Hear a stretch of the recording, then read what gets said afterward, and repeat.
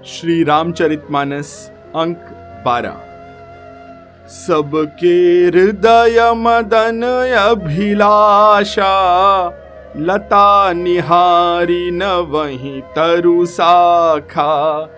नदी उमगी अम्बुधि कहूँ धाई, संगम करही तलाव तलाई। कामदेव के आगमन के बाद सबके हृदय में काम की इच्छा हो गई। लताओं बेलों को देखकर वृक्षों की डालियां झुकने लगी। नदियां उमड़ उमड़ कर समुद्र की ओर दौड़ पड़ी। ताल तलैया भी आपस में संगम करने लगे, मिलने जुलने लगे। जहां असी दशा जड़न कै बरनी, को कही सकई सचेतन करनी।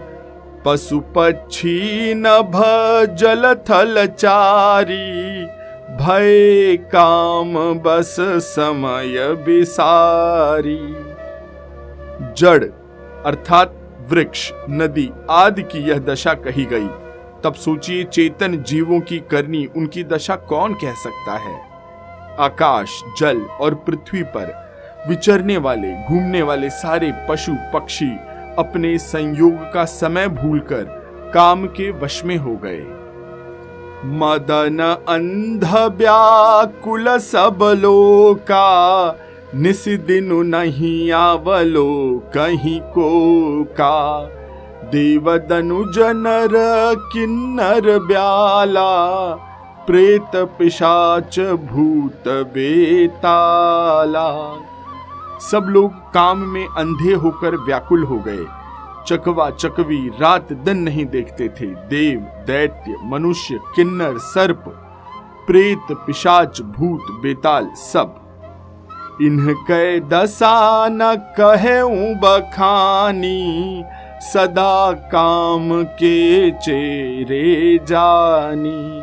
सिद्ध विरक्त महामुनि जोगी, ते काम बस भय वियोगी।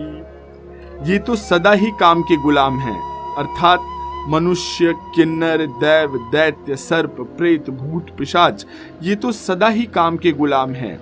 यह समझकर मैंने इनकी दशा का वर्णन नहीं किया। सिद्ध विरक्त महामुनि और महान योगी भी काम के वश में होकर योग रहित या स्त्री के विरह की भावना से ग्रसित हो गए। भय काम बस जोगीस, तापस पावरन की को कहे।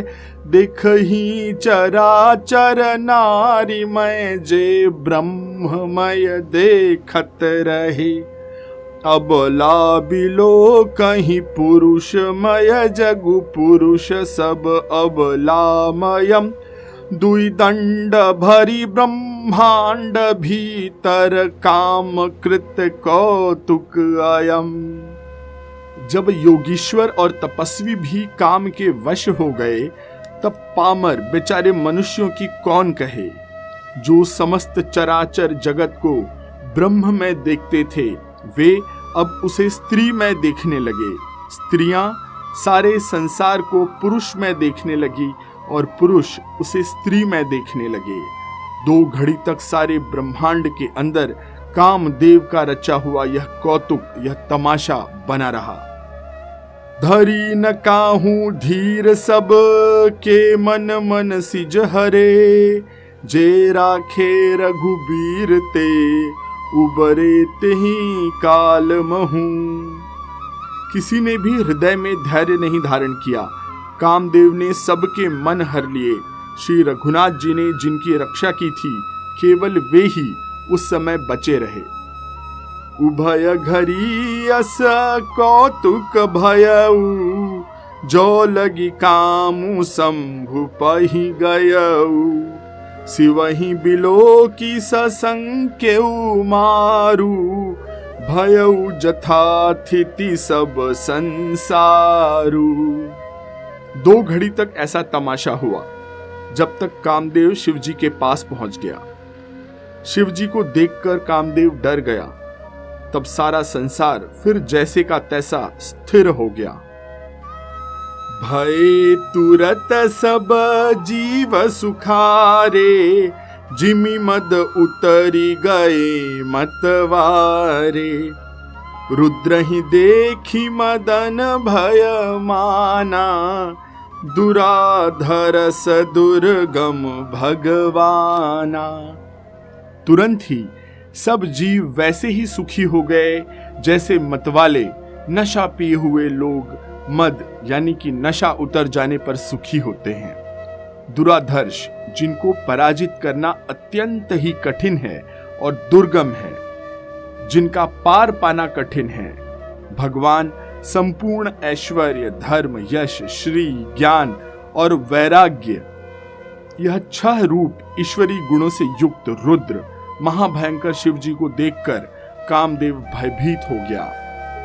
फिरत लाज कछु करी नहीं जाई, मरन उठानी मन रचे सी उपाई। प्रगटे सी तुरत रुचिर ऋतु राजा, कुसुमित नव तरु राजीव बिराजा।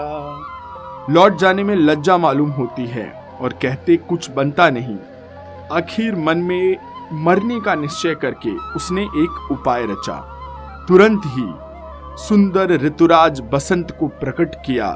फूले हुए नए नए वृक्षों की कतारें सुशोभित हो गई।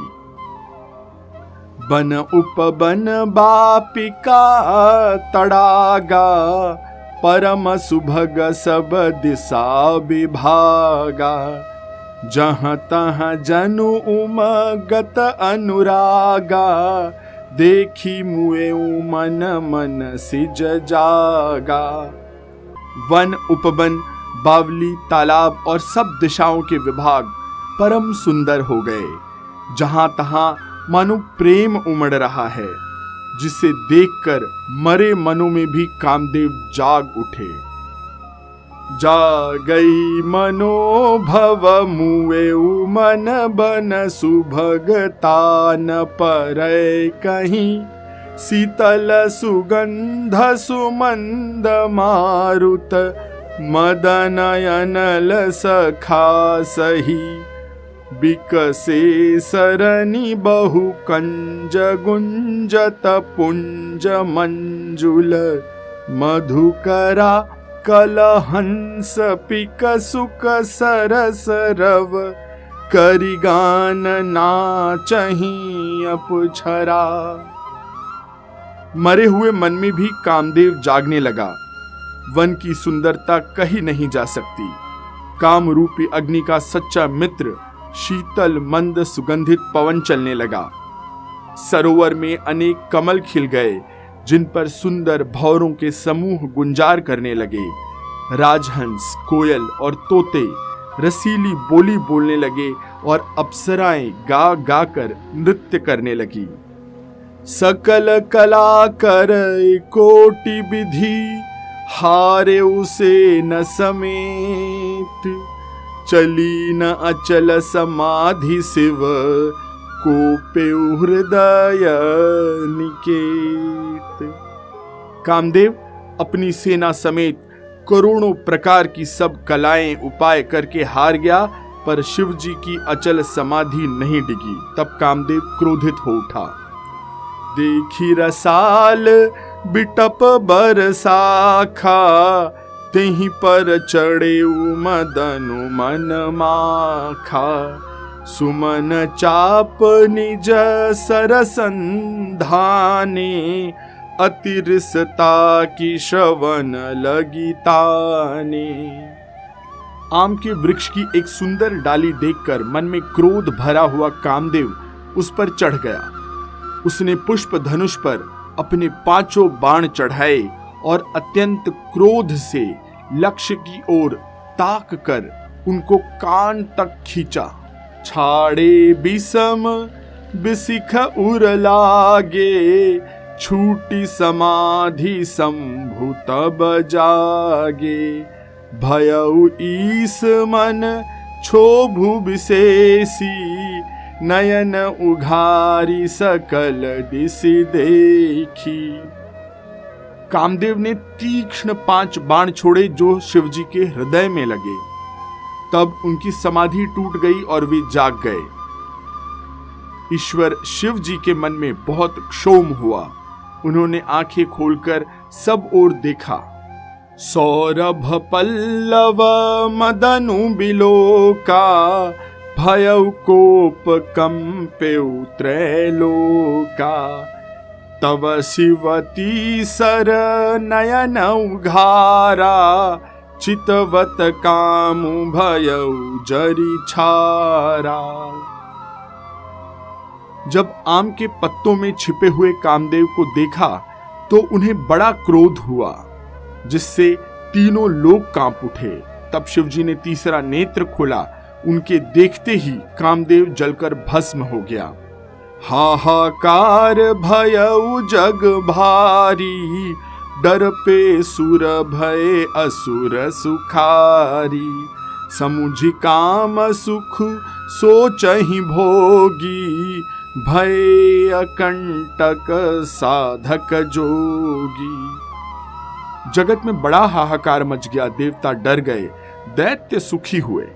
भोगी लोग काम सुख को याद करके चिंता करने लगे और साधक योगी निष्कंटक हो गए। जोगी अकंटक भय पति गति सुनत, रति मूर्छित भई रोदति बदति बहु भांति करुणा। करति शंकर पहि गई, अति प्रेम करी बिनती। विविध विधि जोरी कर, सन्मुख रही प्रभु आशुतोष। कृपाल शिव अबला निरखी बोले सही।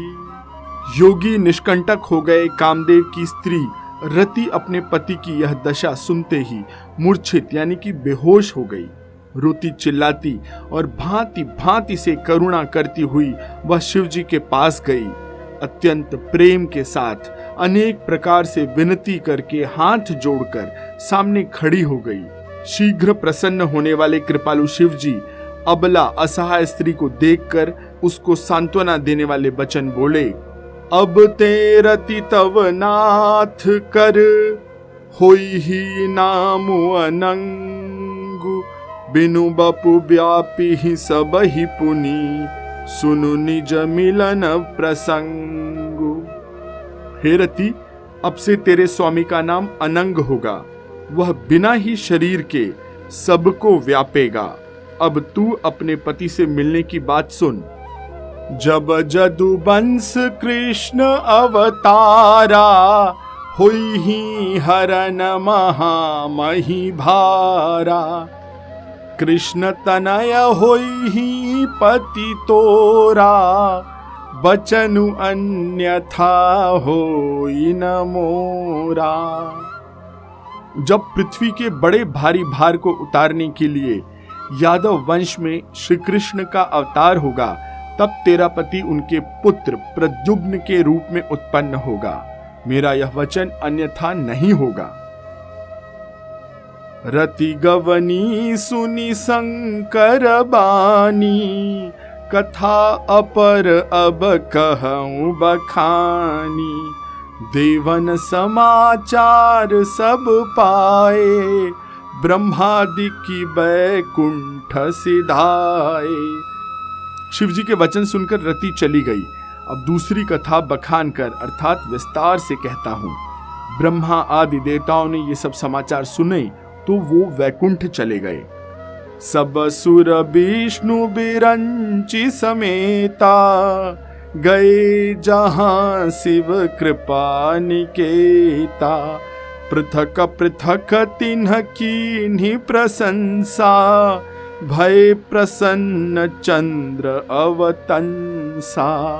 फिर वहां से विष्णु और ब्रह्मा सहित सब देवता वहां गए जहां कृपा के धाम शिवजी थे। उन सब ने शिवजी की अलग अलग स्तुति की।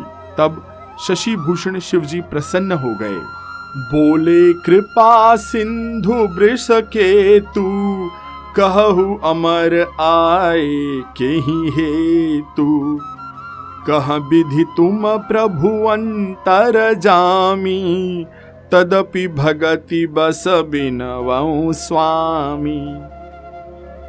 कृपा के सिंधु, कृपा के समुद्र शिव जी बोले, हे देवताओं, कहिए आप किस लिए आए हैं? ब्रह्मा जी ने कहा कि हे प्रभु, आप अंतर्यामी हैं, फिर भी हे स्वामी, भक्तिवश मैं आपसे विनती करता हूं। सकल सुरन के हृदय अस शंकर परम उछाहु, निज नयन नि देखा चही, नाथ तुम्हार विबाहु। हे शंकर, सब देवताओं के मन में ऐसा परम उत्साह है, ऐसी इच्छा है कि हे नाथ, वे अपनी आंखों से आपका विवाह देखें। यह उत्सव देखिया भरी लोचन, सोई कछु करहु मदन मद मोचन। कामु जारी रति कहूँ बरु दीन्हा, कृपा सिंधु यह अति भल कीन्हा। हे कामदेव, कोई मद को चूर करने वाले, आप ऐसा कुछ कीजिए जिससे सब लोग इस उत्सव को नेत्र भर देखें। हे कृपा के सागर, कामदेव को भस्म करके आपने रति को जो वरदान दिया सो बहुत ही अच्छा किया। सासती करी पुनि करी ही पसाऊ, नाथ प्रभु न कर सहज सुभाऊ। पार्वती तपु कीन्ह अपारा, करहु तासु अब अंगीकारा। हे नाथ, श्रेष्ठ स्वामियों का यह सहज स्वभाव है कि वे पहले दंड देकर और फिर कृपा किया करते हैं। पार्वती ने अपार तप किया है, अब उन्हें अंगीकार कीजिए, स्वीकार कीजिए। सुन विधि विनय समुझी प्रभु बानी, ऐसे ही हो कहा सुख मानी। तब देवन दुंदुभी बजाई, बरसी सुमन जय जय सुर साई। ब्रह्मा जी की प्रार्थना सुनकर और प्रभु श्री रामचंद्र जी के वचनों को याद करके शिव जी ने प्रसन्नता पूर्वक कहा कि ऐसा ही होगा। तब देवताओं ने नगाड़े बजाए और फूलों की वर्षा करके जय हो, देवताओं के स्वामी की जय हो, ऐसा कहने लगे। अवसरु जानी सप्त ऋषि आए, तुरत ही विधि गिरि भवन पठाए। प्रथम गए जहाँ रही भवानी, बोले मधुर बचन छल सानी। उचित अवसर जानकर सप्तर्षि आए और ब्रह्मा जी ने तुरंत ही उन्हें हिमाचल के घर भेज दिया। वे पहले वहां गए जहां पार्वती जी थी और उनसे छल भरे मीठे यानी कि विनोद युक्त आनंद पहुंचाने वाले वचन बोले। कहा हमार न सुने हूं तब नारद के उपदेश, अब भा झूठ तुम्हार पन जारेउ कामु महेश। सप्तर्षियों ने कहा, नारद जी के उपदेश से तुमने उस समय हमारी बात नहीं सुनी, अब तो तुम्हारा प्रण झूठा हो गया, क्योंकि महादेव जी ने काम को ही भस्म कर डाला। मास परायण तीसरा विश्राम। अगले अंक में आगे की कथा करेंगे। तब तक आप इस पॉडकास्ट को जिस भी प्लेटफॉर्म पर सुन रहे हैं वहां इसे लाइक, शेयर और सब्सक्राइब जरूर करिएगा। स्पॉटिफाई पर स्टार दे करके इसे रेटिंग जरूर दीजिएगा। इस पॉडकास्ट को अपने मित्रों, परिचितों और परिवार से शेयर जरूर करिए। राम कथा का प्रचार करिए। आज्ञा दीजिए। सियावर रामचंद्र की जय। पवन सुत हनुमान की जय। कहो भाई सब संतन की जय।